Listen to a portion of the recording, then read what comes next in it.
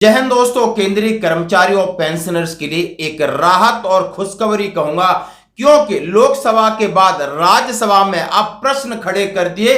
प्रश्न कौन कौन से खड़े किए हैं कि 8वें वेतन आयोग में कौन कौन सी चीजें शामिल कर रहे हो, अकॉर्ड फॉर्मूला क्या होगा, जो जेसीएम ने पॉइंट सुझाए हैं उनके बारे में वित्त मंत्री से सवाल किया। साथ में सवाल किया क्या कम्यूटेशन 12 साल में रिकवर होगा, क्या उन्होंने कहा है कि 65 साल के बाद या 60 साल के बाद 5% पेंशन की बढ़ोतरी का प्रावधान है, उसका क्या हुआ।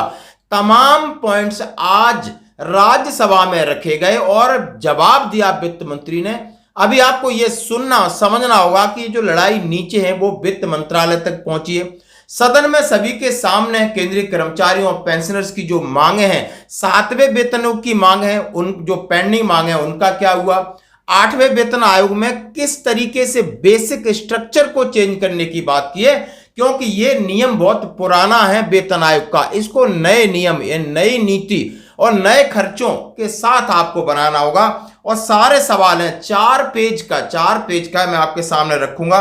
और सबसे पहले दोस्तों आज यानी 22 तारीख को ये सारी चीजें रखी गई, अभी आप 23 है। और श्री भुवनेश्वर कलिता इन्होंने सवाल पूछा कि वित्त मंत्री बताने की कृपा करें, क्या सरकार को 8वें वेतन आयोग के लिए विचारित विषय तैयार करने हेतु राष्ट्रीय संयुक्त परामर्शदात्री तंत्र यानी जेसीएम से कोई सुझाव प्राप्त हुआ है? सुझाव प्राप्त तो क्या हुआ, क्या सरकार इन सुझावों पर विचार कर रही है?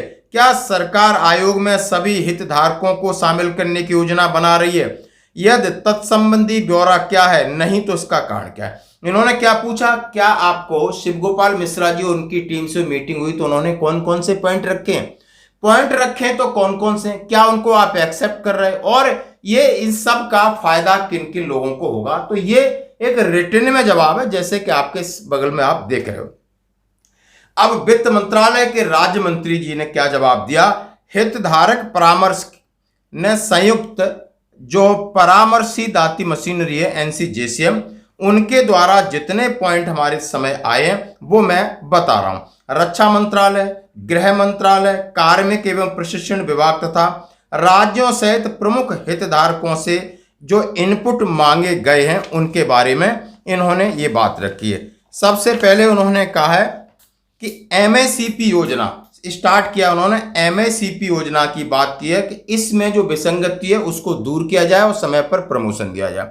दूसरा उन्होंने कहा कि केंद्रीय कर्मचारी पेंशन भोगियों को लिए तत्काल यानी राहत, जब महंगाई बढ़ रही है तो एक टाइम पीरियड फिक्स कर दो कि इतने 50% डीए हो गया तो उसको विलय कर दिया जाएगा, और 10 साल के बाद आप पे कमीशन लाते हो, लेकिन यदि महंगाई इस रेंज के ऊपर पहुंच जाती है, इन्फ्लेशन रेट इस पे पहुंच जाती है, तो भी आपको अंतरिम राहत देनी होगी, 10 साल का इंतजार नहीं करना होगा। ये उन्होंने सीधा सीधा लिखा है। और उसके साथ कौन कौन इसमें कवर होगा ये भी सबसे पहले मैं आपके सामने रखना चाहता हूं। उन्होंने कहा है केंद्र सरकार के कर्मचारी औद्योगिक, गैर औद्योगिक यानी इंडस्ट्रियल या नॉन इंडस्ट्रियल की बात करी उन्होंने। उसके बाद personal belonging all India service, और उन्होंने कहा है रक्षा बल, अर्धसैनिक बल, आर्मी, एयरफोर्स, नेवी, डाक विभाग, इन सभी के उन्होंने कहा है ये सारे लाभकारी होंगे। और कहा है सबसे बड़ी बात कही कि 15वें भारतीय श्रम सम्मेलन 1957 की अनुशंसा के संदर्भ में डॉक्टर अकॉर्ड फॉर्मूले में संशोधन करना, 65 वर्षों में जिस तरीके से ये पुराना ढांचा है इसको 1 जनवरी 2026 से बदलाव किया जाए, क्योंकि जो आज की विकास और जीवन की आवश्यकताएं बदल चुकी हैं उनको ध्यान में रखते हुए आपने वेतन संरचना, मिनिमम वेतन इस तरीके से रखना चाहिए जो कि आज की जरूरत है और आज की हमारा जो लिविंग स्टैंडर्ड है, एजुकेशन का स्टैंडर्ड है, वो सारी चीजें रखने के लिए उन्होंने कहा है। और उन्होंने सीधा सीधा कहा है कि श्रम एवं रोजगार मंत्रालय द्वारा गठित एक विशेषज्ञ समिति की अनुशंसा के अनुसार जो इकाई है 3 को 3.6 करने की बात की है। ये वित्त मंत्री कह रहे हैं, ये उनकी तरफ से पॉइंट आया है जो कि उसमें माता पिता को ऐड करने की बात की है। उन्होंने पे लेवल 1 और 2 के साथ, 3 और 4 के साथ, 5 और 6 के साथ विलय करने की बात कही है, जैसा कि आप देख सकते हो कि ये उन्होंने स्वीकार किया है। और ये बेसिक स्ट्रक्चर की बात बदल दी, एकॉर्ड फॉर्मूला की बात बदल दी, फैमिली की स्ट्रेंथ की बात जो वित्त मंत्री कह रहे हैं कि ये पॉइंट हमारे सामने आए हैं। इसके साथ उन्होंने कहा है कि एमएससीपी, अब इन सब को एमएससीपी का प्रावधान की बात कही है, डीए को मर्ज की बात की है। जैसे ही महंगा इन्फ्लेशन बढ़ता है तो 10 वर्ष का इंतजार न करते हुए आप पेंशन पे और पेंशन संशोधन कर सकते हो। उसके बाद उन्होंने पेंशन और उन्होंने कहा है ग्रेचुटी की बात की है। ग्रेचुटी के साथ साथ कहा है कि 12 वर्षों के बाद पेंशन कम्यूटेशन के हिस्से को बहाली किया जाए। 12 वर्ष के बाद आपको पूरी पेंशन का हकदार बनाया जाए। 5 वर्षों के बाद पेंशन में वृद्धि के लिए संसदीय स्थायी समिति की सिफारिशों का क्रियान्वयन और पूर्व भावी पेंशनों के बीच समानता जैसे मौजूदा सेवानिवृत्त लाभों में सुधारों का काम। उन्होंने कहा है आपकी पेंशन मानते हो, आपकी 20% पेंशन की बढ़ोतरी 80 साल के बाद होती है। अब उन्होंने कहा है 60 के बाद 5, 65 के बाद 10, 70 के बाद 15 और 75 के, इस तरीके से उन्होंने स्ट्रक्चर रखा है कि इस तरीके से इसमें 5% पेंशन की बढ़ोतरी 65 के बाद होनी चाहिए। 1 जनवरी 2004 या उसके बाद के जो लोग हैं इन्हें एनपीएस और ओपीएस में उलझा के रखा है, इनके लिए आपको पेंशन और पेमेंट की नीति स्पष्ट करनी चाहिए।